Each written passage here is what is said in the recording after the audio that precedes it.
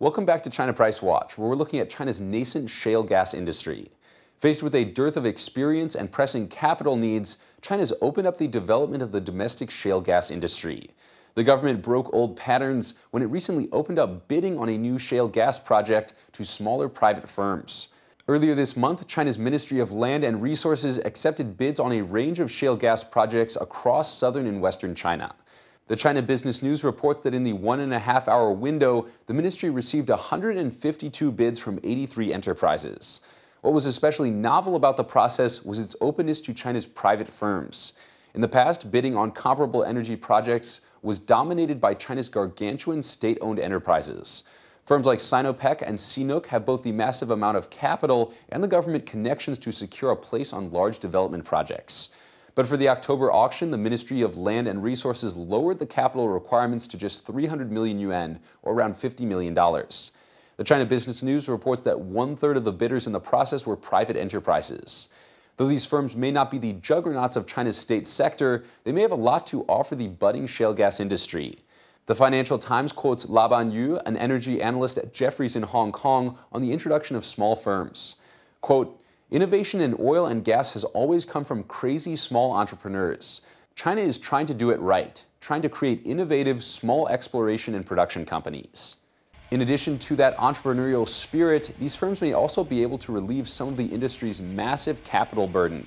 The China Economic News reports that for China to reach its goal of 20,000 wells by 2015, it would need to invest between $65 and $95 billion. That's a tall order even for the likes of Sinopec and Co. China's decision to open up the bidding process to small entrepreneurs has produced a lot of buzz about the breaking down of energy monopolies, but challenges and concerns remain for both the state and the private firms. From the Ministry of Land and Resources perspective, these private firms represent a real wild card. The Financial Times reports that private firms entering the bidding process represented a grab bag of different industries, some with no experience in shale gas extraction. Bidders apparently included 2 real estate firms, some power utilities, and an energy trading company. Analysts have speculated that these firms entered the bidding process with ulterior motives. The Financial Times interviewed an executive from one private firm involved in the bidding. Quote, "To put it bluntly, it's like gambling. Many of these companies have nothing to do with the industry. Once they win the bid, they can transfer the rights or explore it with other qualified and capable companies. If they don't win, they have nothing to lose." Several state-owned firms like Sinopec have spent recent years teaming up with American firms to develop shale projects in the U.S., gaining experience in the process. Small private firms have not. For a key industry that may also pose substantial environmental risk to the groundwater, the entrance of such firms may be cause for concern. But it's not just the state that may look on the bidding process with a wary eye. Privately owned companies also take on a risk in entering an industry dominated by entrenched government interest groups. In essence, some analysts worry that these state-owned enterprises will permit the existence of private competitors as long as they're useful, but will drive them out when the profits start to roll in. Ye Tan, a commentator on economics for China Securities Net, put it this way: "It's not the high risks of development that private enterprises are worried about. They've learned from the Shanxi coal integration project with the oil industry.